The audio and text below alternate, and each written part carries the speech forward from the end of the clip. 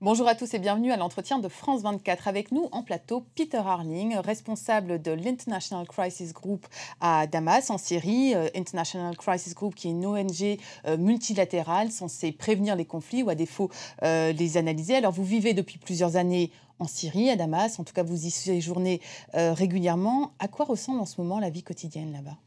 C'est une scène assez triste. La ville ressemble de loin à la ville qu'on connaît depuis des années.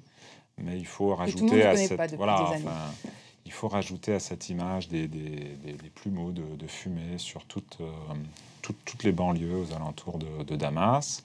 Et puis, la bande-son de toute interaction, de toute rencontre à Damas sont des explosions plus ou moins fortes qui peuvent faire trembler ou non le sol, mais avec un rythme assez lent. Mais on a ces explosions qui rythment la vie de tous les jours.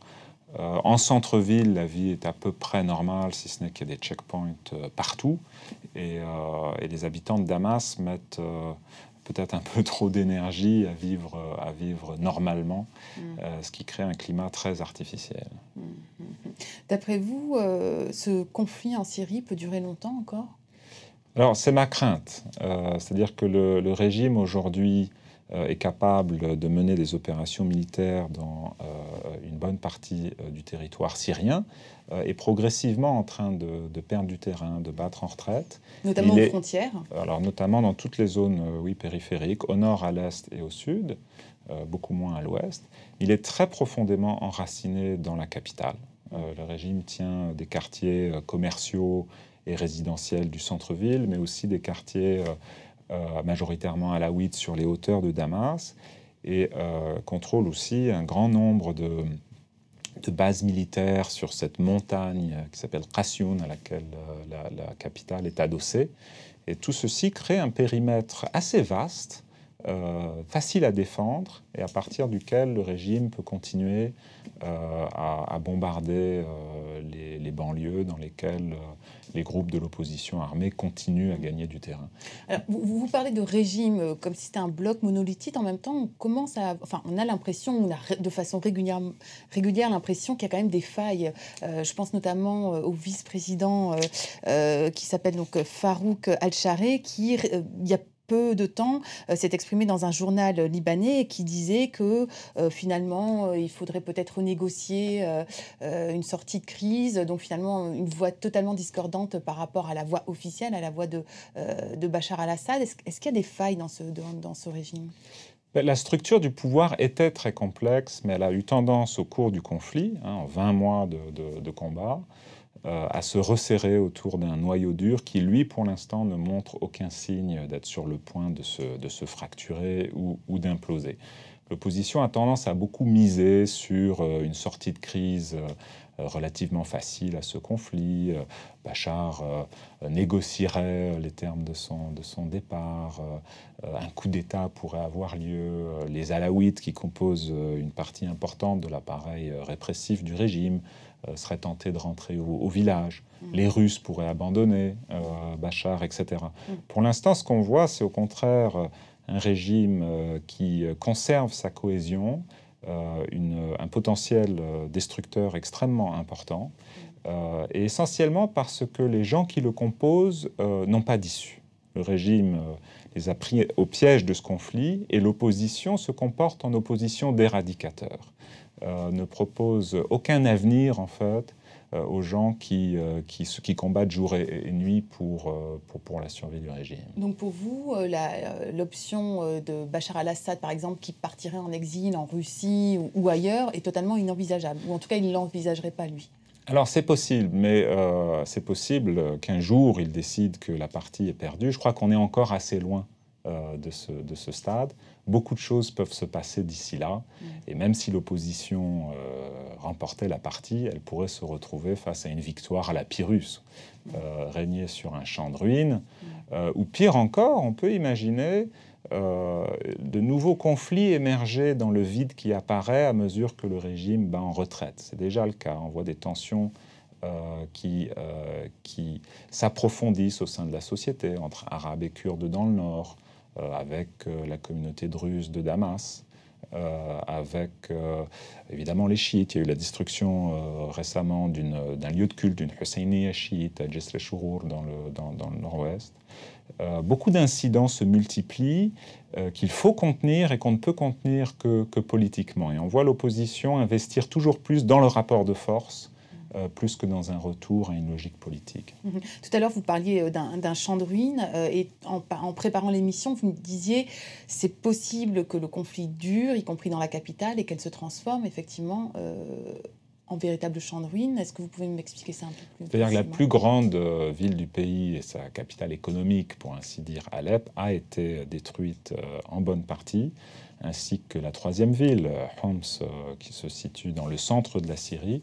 On peut imaginer aujourd'hui un scénario semblable dans la capitale, ce qui aurait des conséquences très néfastes en termes de transition, pour peu qu'elle ait lieu un jour. Quelle transition envisager si on détruit le siège du pouvoir? Est-ce qu'il reste des institutions d'un État assez fragile?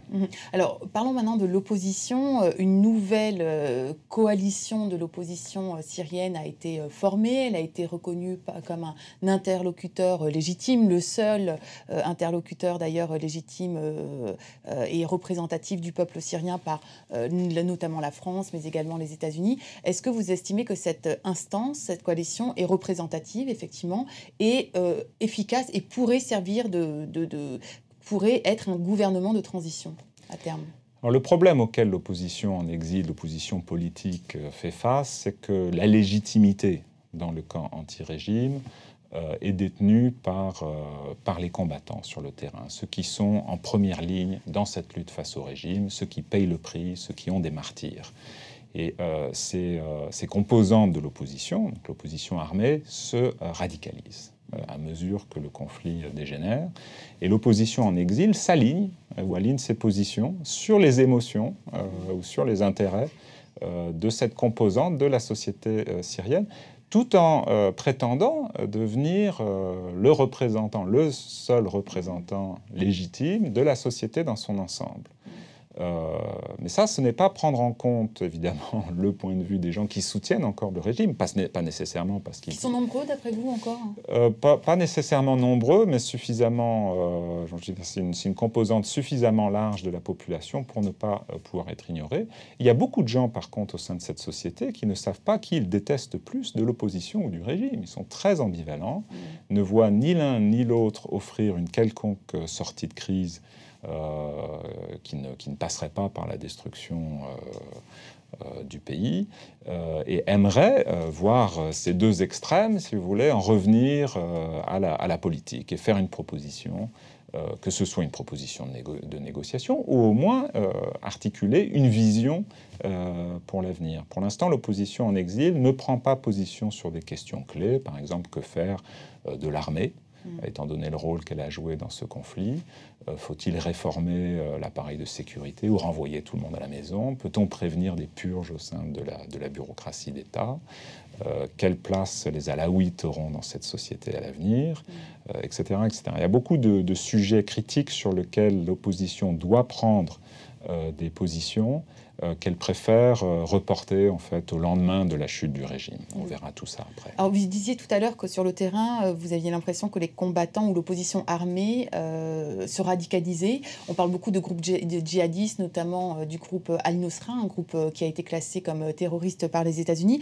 Est-ce que vous pensez que ces groupes terroristes ou djihadistes ou salafistes prennent effectivement de plus en plus d'importance au sein de l'opposition armée et au sein de l'armée syrienne libre? Et sur le terrain, les acteurs sont assez peu idéologiques dans l'ensemble. C'est surtout une affaire de ressources. Ils en sont venus petit à petit à un discours très religieux, fondamentaliste dans certains cas, assez extrême, essentiellement par défaut, après être passé par différentes phases. Mais en quoi peuvent-ils croire aujourd'hui? Ils sont soumis à des formes et à des niveaux de violence extrêmes. Ne peuvent plus croire à cette utopie du printemps arabe, à une intervention de la communauté internationale. La logique initiale d'autodéfense, les gens ont souvent pris les armes pour se défendre face au régime plus que pour l'attaquer, a été mise en échec. Donc petit à petit, en fait, ils ont dérivé vers un discours religieux qui est le seul moyen pour eux de rendre compte de leur expérience. Mais évidemment, plus le temps passe, et plus ce discours, en fait, construit une identité, définit une culture et s'ancre dans cette société. Donc théoriquement, il est réversible, mais ça dépend des dégâts qui seront commis pendant le temps que durera ce conflit. Voilà, ben je vous remercie beaucoup, Peter Harling, pour votre analyse. On aurait pu en discuter encore pendant des heures. Vous pouvez retrouver cet entretien sur Internet, france24.com, ainsi que sur Twitter, sur donc l'adresse Virginie F24. Merci beaucoup de nous avoir suivis. Au revoir.